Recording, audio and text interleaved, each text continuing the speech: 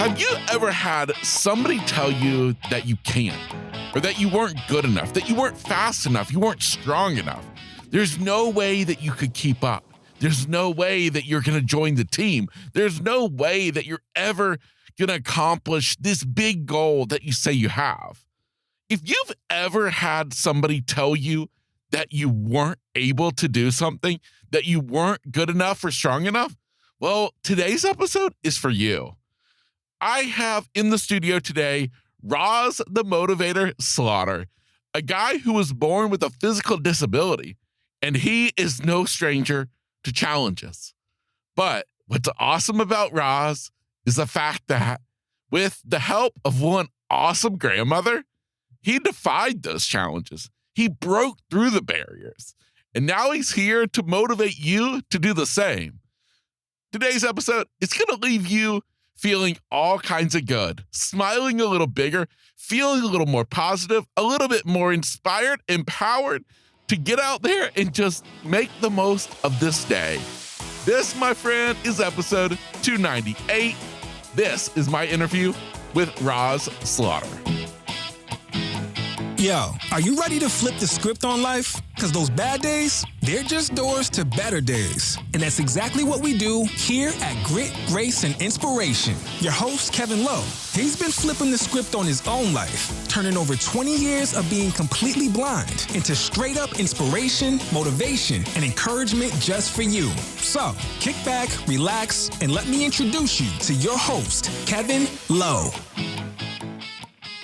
You, my friend, are so lucky that you are right here inside of today's episode number 298. Why? Well, because I'm in the studio with one of the coolest guys I have ever met, and that is Rahz Slaughter. Now, maybe not quite to his level of awesomeness, but still pretty darn cool, is the fact that I'm offering free coaching all summer long. It's part of my sizzling summer special, in which you can book a free 30-minute coaching call with me all summer long. No obligation, no sales pitch at the end. It's totally free. It's me just wanting to be a help to you, to get clear on your goals, to figure out where you want to go, what's standing in the way, and to map out a plan to get you there. All you have to do to sign up is text SUMMER 2024. That is all one word, no spaces, summer 2024 to 33777. Again, text summer 2024 to 33777. Or you can also just click the link inside of today's show notes. Either option is going to get you right to the calendar where you can schedule your coaching call ASAP. Remember, spaces are limited and summer is a limited season, so be sure to grab your spot today. With that, my friend, I turn it over to the awesome guy of the hour, Rahz Slaughter. I was born with my right leg shorter than the other, no quadricep or hamstring on that right leg. So for the listeners, I have a 3.5-inch difference in length between my right and my left leg as an adult. But as a baby, I was premature. And when my mother, I was going through delivery, my right hip was pulled out of socket pretty much. So they had to reposition my leg. And I believe that was probably the catalyst to some of the dysfunction in this right leg, which led to the rest of my life. I mean, I had an upbringing just like most people, but I was challenged because right from the get-go, I was on the little short bus going to school, starting in, kindergarten, and kids made fun of me. I had crutches, I had funny shoes, all of the different things that, anyone who has a disability, and I say disability for those who think about a disability, but I feel like my disability turned into my ability to just really focus on when someone tells me I can't, I must. And it started at that early age when I was born with this dysfunctional leg. Wow, that is so interesting. Now, as you would grow older, would it get worse or get better?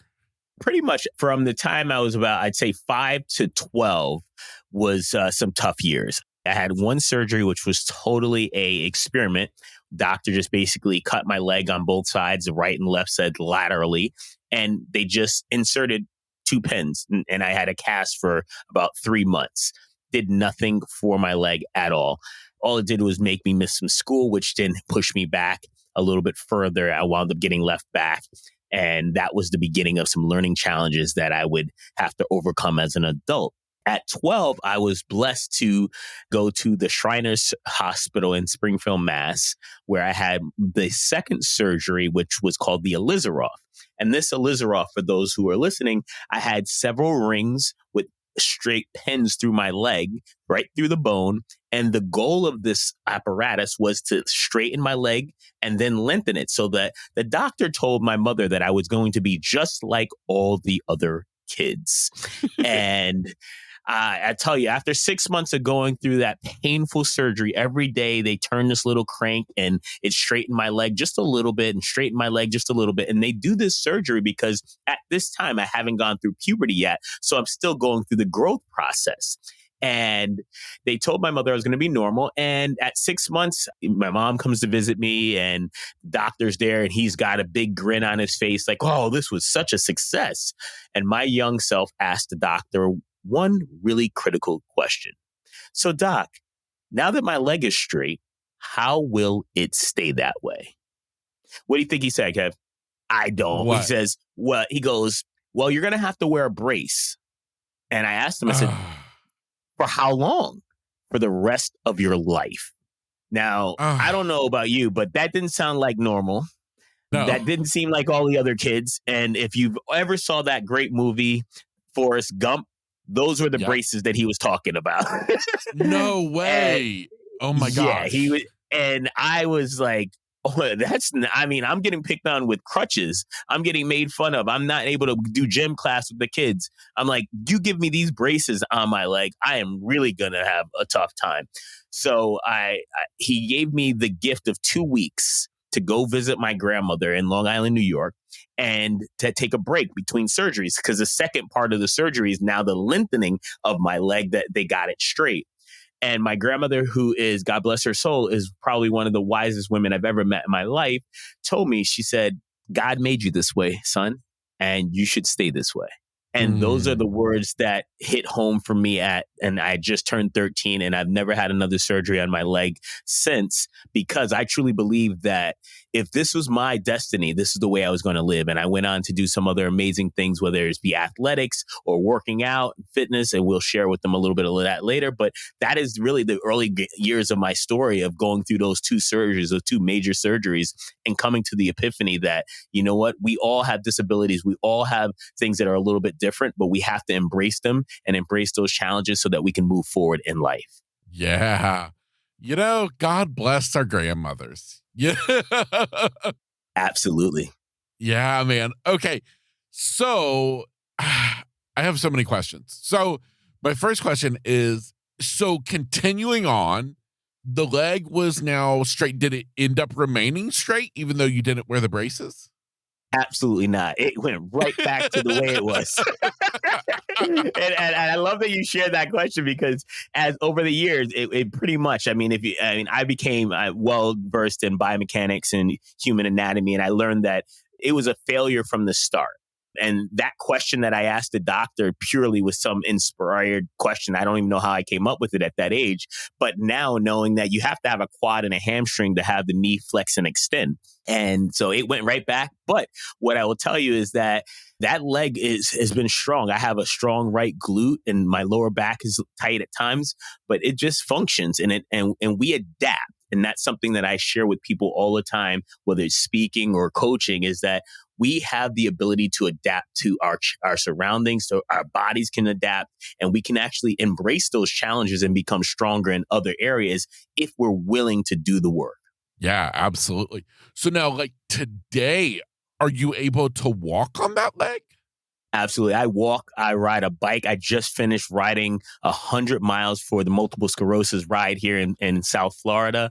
I work out 5 to 6 days a week. I've been a bodybuilder for the last 25 years. And I don't believe that the leg has stopped me from doing anything in this world that I want to do. Wow. That is incredible. Last question about the leg, because this is just crazy. So as an adult, how much shorter is it than your other leg? So I'd like to say that I'm standing at 6'4" now, but I am a strong 5'3" man with a 3.5 inch difference in my right and my left leg. My left leg functions 100% perfect, and God bless that. That's the strong leg. I always say I have one good wheel. Yes. Amazing. So do you have like something with your shoes that helps to balance it out? No, Or I walk no? on my toes. So I never liked that. Really? The Herman Munster boot. I had it when I was younger. Yeah. Yes. And if you guys, I mean, we're all probably the same age. So a lot of the listeners will understand that I never wanted that. It made it very hard for me to do the things that I wanted to do as a kid. I wanted to run and jump and do and ride my bike and things. And having that big plastic piece on the shoe inhibited that. So I've never gone back to that. I will share with the listeners that because I walk on my toe and I don't run as much anymore because I don't want to put that much wear and tear on the body. I do understand that we don't get I can't go in for an oil change. So, I do have a little arthritis in my right toe, which hurts at times, but hey, you know what? A little pain for some gain is no problem with me. Yeah, absolutely, dude. So going back to your story, you spent that time with your grandmother. You guys had this massive kind of epiphany. You reset your mindset. From there, I have two questions. I'm going to ask you both questions and you can go from there. My first question is, I know in my own situation, sometimes grandparents' ideas of what we should be doing is different than our parents. And so I'm curious, when you went back home, what maybe your mom or dad or whoever thought about this idea, and then just kind of understanding how life as a kid went from there. As a parent and adult right now, I can tell you that my mother allowed me to make that decision. And it was a decision that I don't think she had a lot of knowledge and understanding of, but she could see the conviction. And like I said, my grandmother told me when she said those words that God made you this way and you're going to stay that way, there was no one on this planet that could have got me under the knife again. So It really wasn't a conversation. It was more of a conviction and hey, this is what's going to happen. It's my body, it's my leg. And I'm blessed that my mom was willing to allow me to make that very mature decision at the young age of 12 and a half, 13. Yeah. Okay. Amazing. Way to go, mom. I love it. So, so now getting back to you as a kid, I mean, because you're still a kid. I mean, even though you're pursuing forward, you have something quote unquote wrong with you. I'm curious how it went the rest of kind of time in school. I mean, as far as bullying or you just doing life, how did it go? Yeah, so I wound up moving from upstate New York to living with my mother to living with my grandmother. After that decision, I wanted to be in Long Island. I just saw that it was a great opportunity for me to learn. They had more resources for me, things like that. So I started school that year in New York, in Long Island, and it started all over again. I mean, a new school, very affluent area on Long Island, and kids were kids. They were a little bit mean. I wasn't as financially as fortunate as a lot of them. But what I will share is that the school district did a very good job at least making sure that I didn't feel so disjointed. Being I was the only African-American student in the class at that time with a disability, they did the best they could. And then when I wanted to play sports, they tried to block me. So then my grandmother and I found a way around that by signing a letter at that time saying that we would not hold them responsible for anything that happened to me by playing sports. So then I was able to participate in gym and play soccer and do all the things that I wanted to do as a young boy, just kind of going through time. Yeah. Wow. Dude, that's incredible. Again, way to go, grandma. I love it so much. Now, you talked about getting really big into fitness and stuff. When did that really take place? So it started pretty much about 8th grade. And I got to see you, and we all saw Arnold and Sylvester and all of those movies. And I learned that, I said, if I'm going to have this disability, why not try to build the strongest body possible? And luckily I had a coach who was a wrestling coach and a track coach at the time. And he said, hey, you look like you could really do great things in the wrestling room. And at that time, I still believed that I was going to be in the NBA. So I was like, well, I want to play basketball. Well, he let me have that dream until I got cut.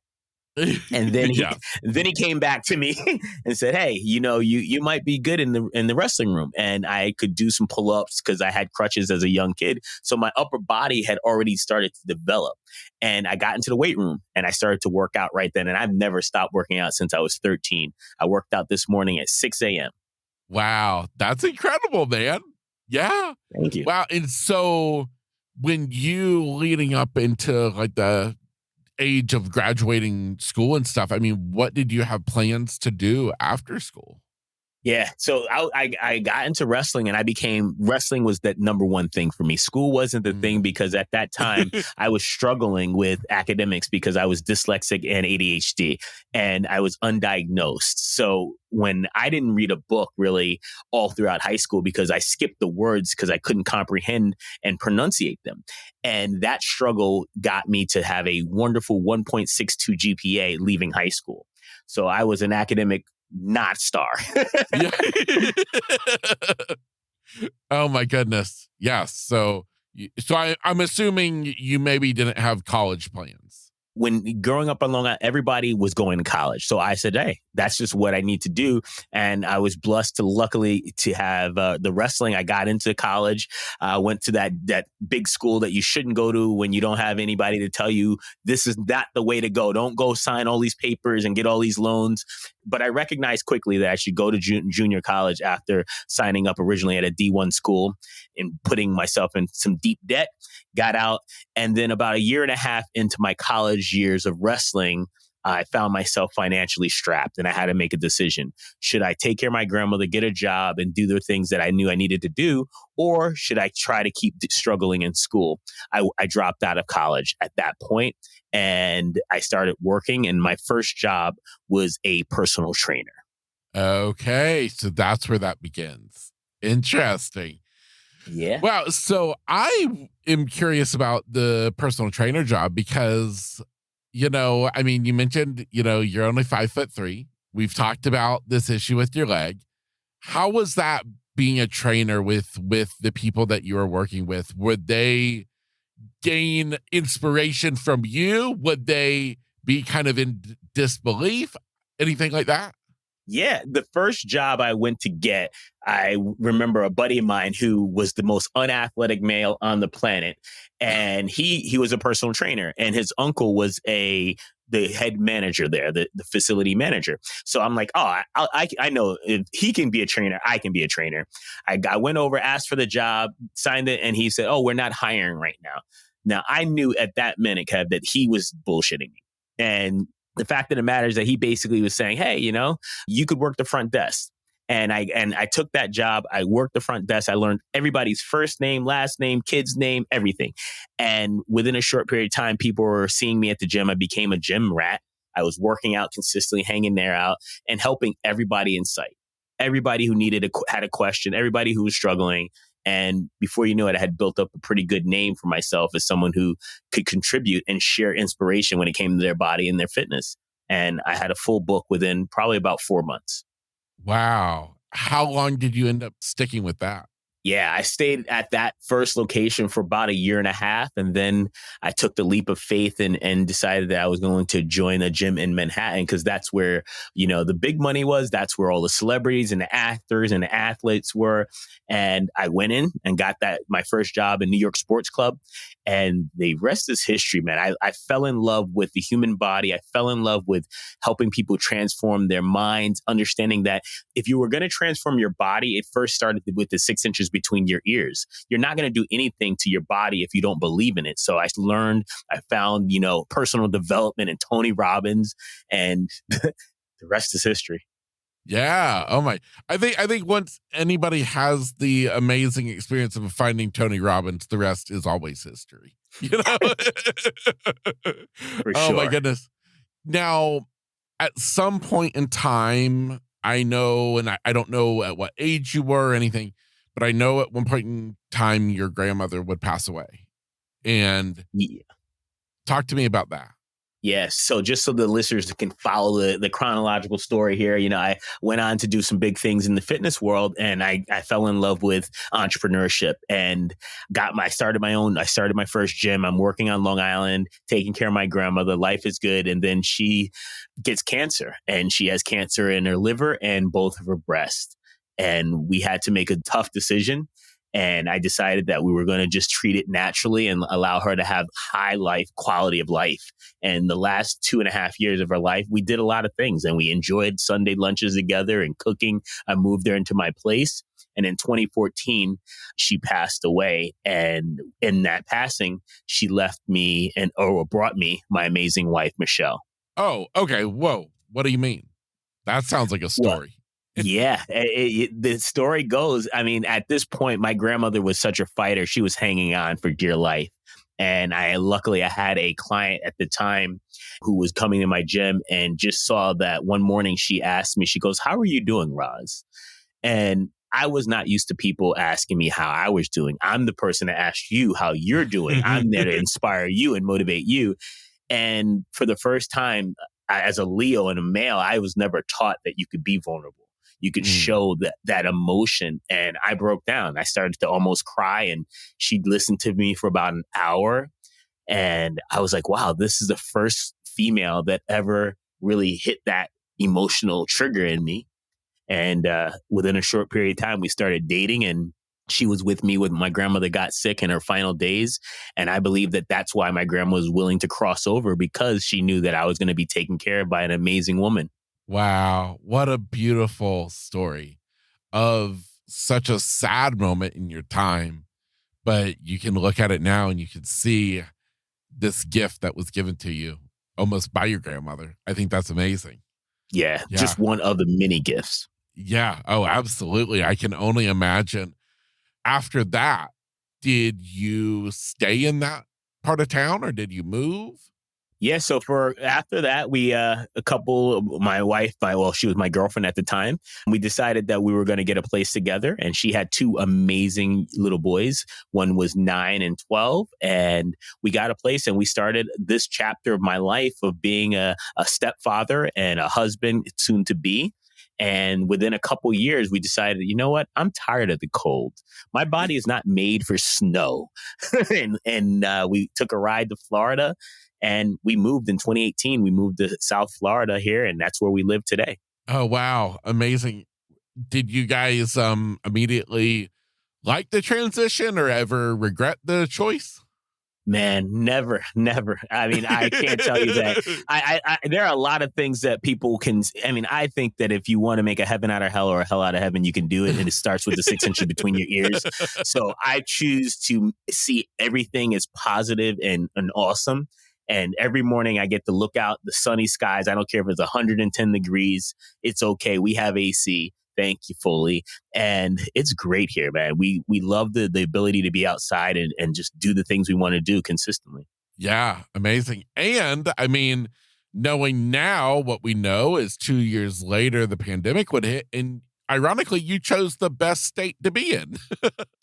You're not lying, man. We did, and I tell people, it felt like it really wasn't a pandemic because all we had to do was adjust occasionally. I mean, our state didn't want to wear masks. We didn't do anything. But in saying that, I truly think that, everybody had felt the pandemic. I mean, Yes. I wouldn't be doing what I'm doing today for a profession had we not all had to endure and overcome something. And I had to close my gyms and really pivot my entire life within a short few months. Wow. So did you open up more gyms down here in Florida? So when I first got here in 2018, I started a gym right here in the local town, and we were kicking butt and taking names. And then the pandemic happened and everything shut down. The gym world, the theater world, a lot of the service-based, businesses struggled. And I didn't think that we were going to be able to make it out of that. So I closed them, sold my equipment, pennies on the dollar, and really took a couple weeks to go, what is it? What's this chapter look like? And I did what I always do. Whenever I'm stuck, I go to a book, I go to a coach, I go to somewhere that's going to find some inspiration. And I realized that I didn't want to chase money. I didn't want to have to go and say, hey, you know what? Oh man, how am I going to make my mortgage or rent? I wanted to do something that was going to inspire me to get up early, stay up late, and really just make an impact in this world. And I decided to write a book called Student Success Secrets. Okay. So not everybody just jumps to the idea of writing a book. What made you decide that you had to write a book, and why on the topic that you chose? Oh, great question. So the reason the book was, it was the book that I needed at 13. I knew that if you were going to create success in your life, there were specific principles. There are things that people who were successful did. And growing up without a father, growing up without any male role models in my life, I never had that North Star outside of my grandmother. And my grandmother had a second grade education. So she really couldn't expand my mindset when it comes to business and entrepreneurship and thinking big and outside of the box. And so I thought to myself, if I was 13, what are the principles? What are the secrets? What would I need to know? And within a couple of days, I sat down and these thoughts just started pouring out of me, Kevin. And within a short period of time, the book was done. My wife helped me write it. We got to co-author it together. And I knew instantly that this book was going to be the catalyst for the work that I do the rest of my life. Wow. That is pretty darn incredible. You know, man, I'm always a firm believer that even in the bad situations of life, good can come out of it if we choose. And you hear so many stories of people who turned this time of the pandemic, when life as they knew it, their business as they knew it, was destroyed. And then they, went off in a different direction. The same thing that happened in my life. And so I think that's really amazing with you that you did that. I guess I'm wondering, with this book, what exactly did you write? Like, what in it? Is it a story? Is it a manual? How would you describe it? I would describe it as a playbook for success, for creating a unstoppable mindset for a teenager. So it's 7 secrets that specifically every teen, if they implement, can definitely develop a growth mindset and persevere through any challenges in their lives, whether it's bullying, whether it's self-esteem problems, whether it's just not liking themselves, or maybe their family life is a little bit of a struggle. These 7 secrets within the book really outline exactly what to do, how to do it, and why you should do it. And it gives you the ability to create it the way you want in your own unique self, not the way I wrote it. Now, the book has stories, it has thinking questions. It is basically a roadmap for figuring things out for yourself. Did you write it specifically thinking of the student, or also thinking about possibly the parent?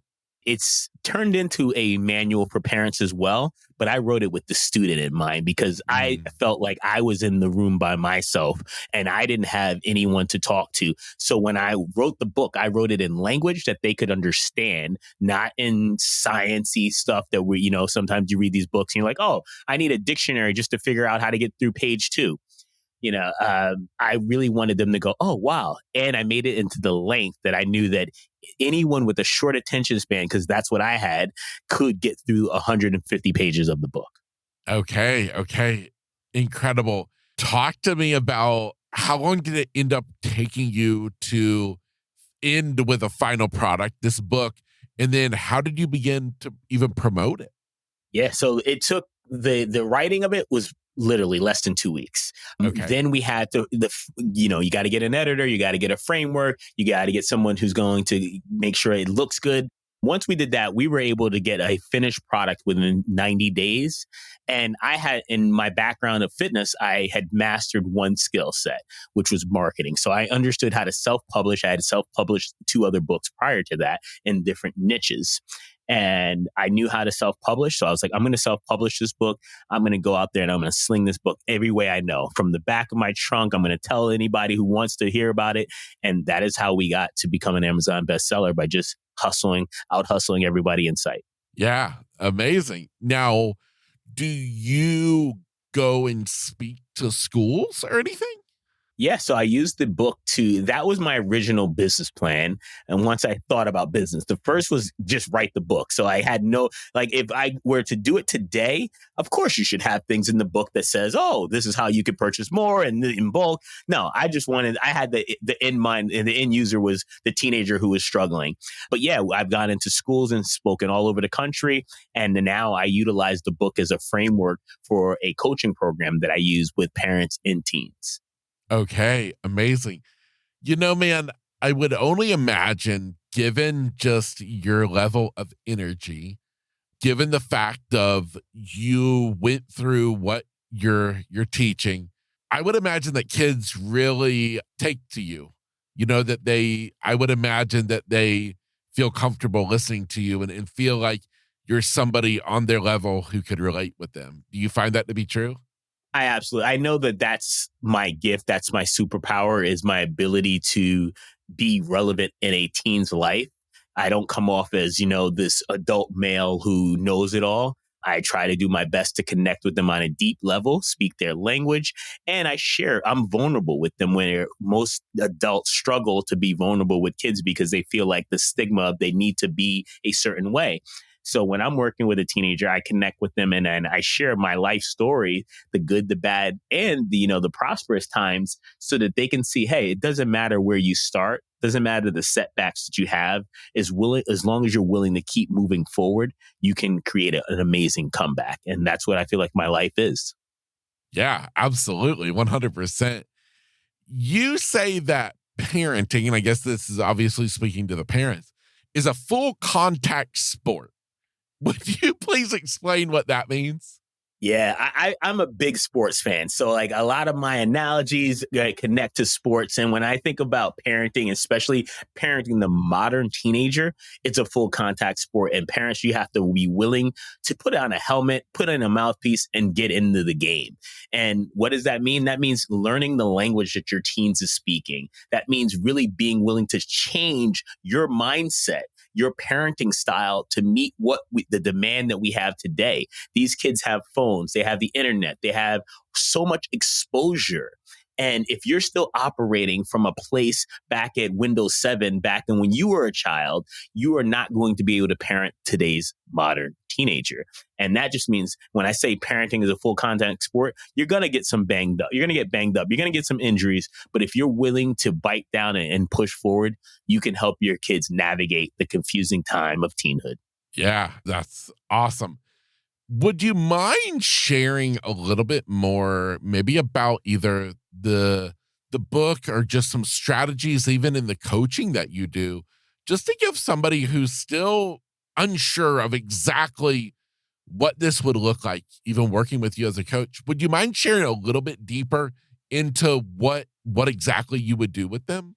Sure, absolutely. So the first thing I'll share with you the book. So because one of the big things that I wanted to help teens shape is their mindset. And I fell in love with Carol Dweck's book, Mindset, years ago.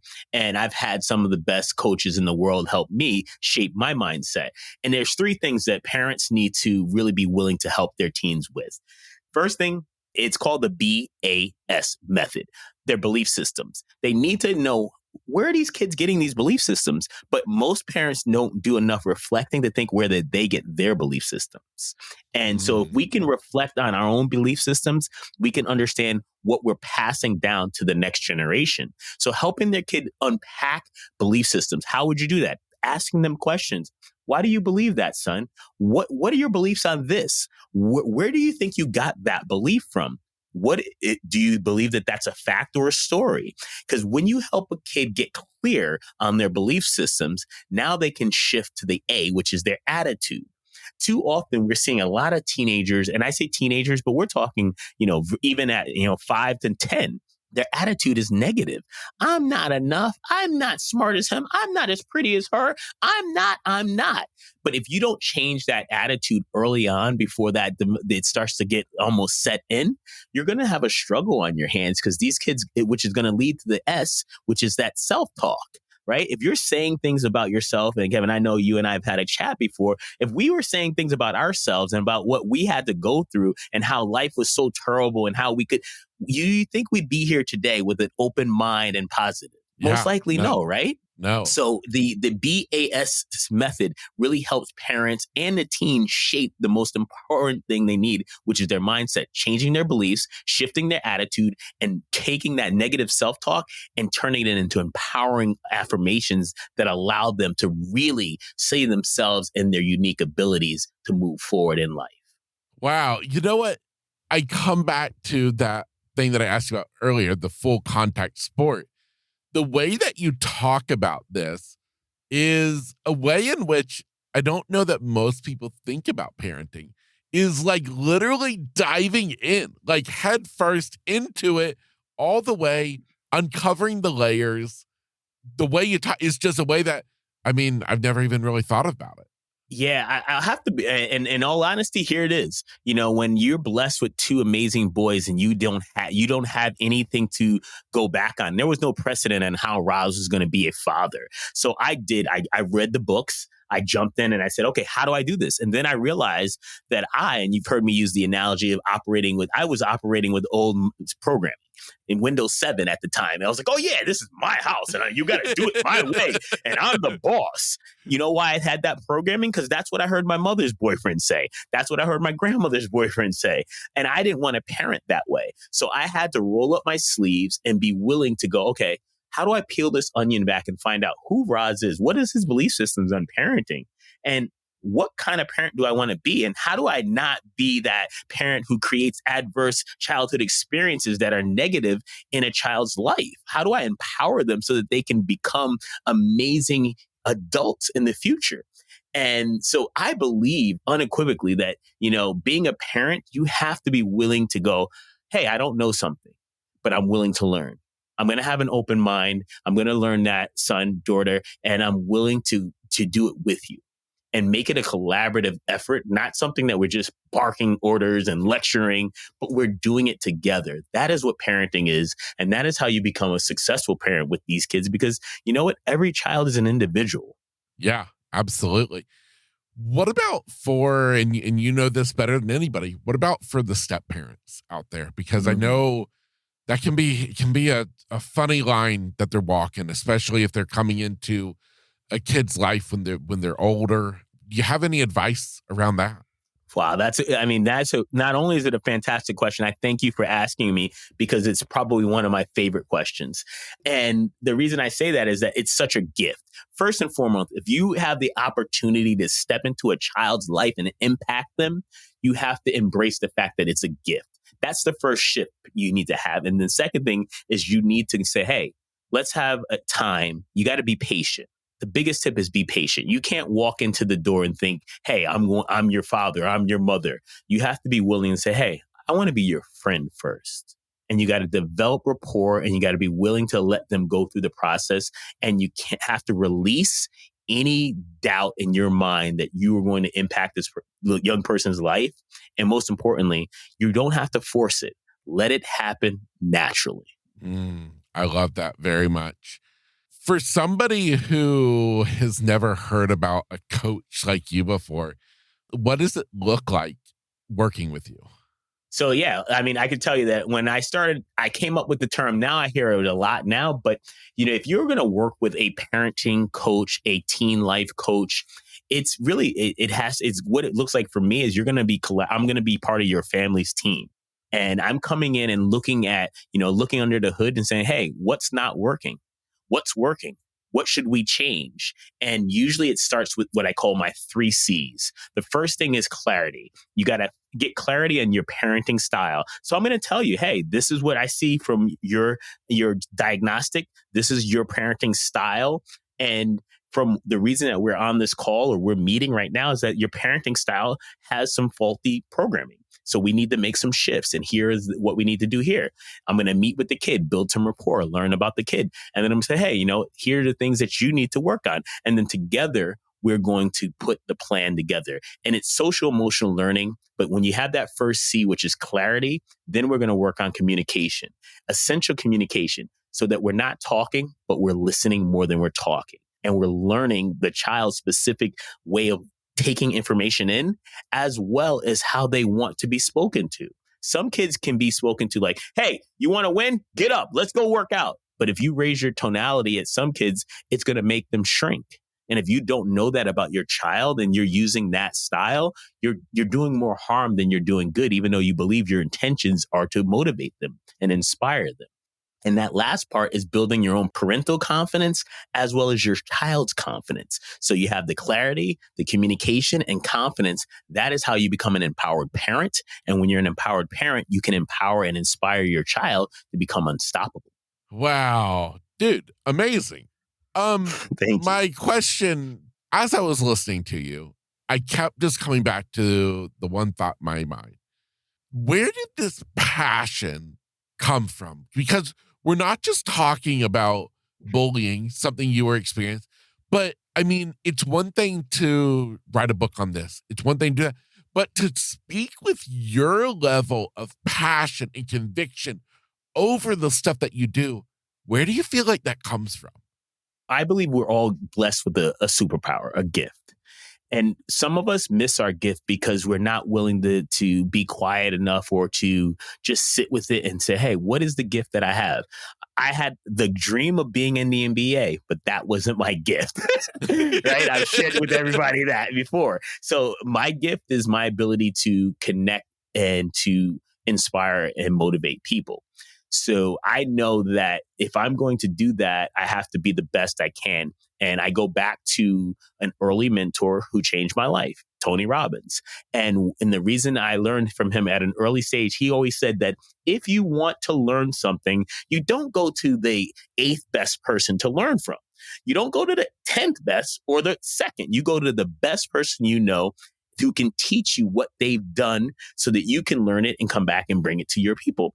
And that's what I did. I really I didn't know any parenting coaches. I didn't know anyone who did it the way I did. I didn't want to go and say, oh, I'm a psychologist. I'm a licensed clinical specialist. I'm a therapist. Kids don't want to go to another therapist. And I never wanted to go because I didn't think I was broken. Most people, when you go to these people, they make you feel like you're broken and need fixing. And when I'm coaching a parent, I'm letting them know that their child is special. Their child is unique. Their child is a gift. I'm not fixing them. I'm just giving you some tool sets. I'm going to share with you a few different mindsets. And together, we're going to inspire this kid to step into their greatness, how they are. And when you give a child and a parent these tools, they can see and have hope that there is an opportunity for them. And it doesn't matter if they're an A student or they're a D student, because grades don't matter. We teach about the mindset and how you can move forward and find your gift. So my passion comes from that superpower, that place of, hey, I'm embracing something that just is within me. And then I'm willing to go find the information and the knowledge I need to take it to the next level. Rahz, I'm not even a parent, and I'm like, man, I need some more of this guy in my life, because just listening to you, man, I'm like, whew, man, I ain't got no kids, but man, I'm gonna be having to do some stuff with my little dog Sophia with what this guy is teaching. Oh man, for somebody who wants to learn more about what you have to offer, who wants to find your book, where's the best places for us to send them? Yeah, man. I mean, if you want to find the book, you can go on Amazon. It's Student Success Secrets, Unlock the 7 Secrets for Inspiring, Motivating, Success-Driven Teens. And if you want to connect with me, it's theunstoppableteenager.com. That's a place where you can go and learn all things parenting, teen life coaching, as well as just coming and hanging out with us and learning how we can all make an impact in some young person's life. Yeah, dude. Man, Rahz, it's been a real pleasure today getting to hear your story, but more so than even your story, to be honest with you, it's hearing how just lit up you are inside, how passionate you are about what you get to do. And again, we talked about, good coming from the bad and the pandemic and totally changed directions. But I feel like it changed for the good because it landed you right in your superpower. Yes, sir. Absolutely. I think that I've been coaching for over 2.5 decades, but now I'm coaching the individuals and the people that I feel like can make the biggest and most impactful impact in their lives for the future. And one of the things that I always knew is that you don't want to just have the time you're here. You want to make sure that you leave this place a better place than you came in. And this opportunity definitely provides me that benefit. Yeah, dude. Amazing. Dude, thank you for being here so much. Do you have any final parting words before we close out today? I want to thank you for allowing me to share my story. I really do appreciate it. It's an honor to be on your podcast and on your platform and sharing this powerful story. And I always leave with one of my favorite quotes by the amazing Helen Keller. Life is either a daring adventure or nothing at all. So I wish that you all go out there and create your most daring and adventurous life. Thank you. Absolutely amazing. For you listening today, I hope you are smiling as big as I am right now because, well, this guy is absolutely incredible.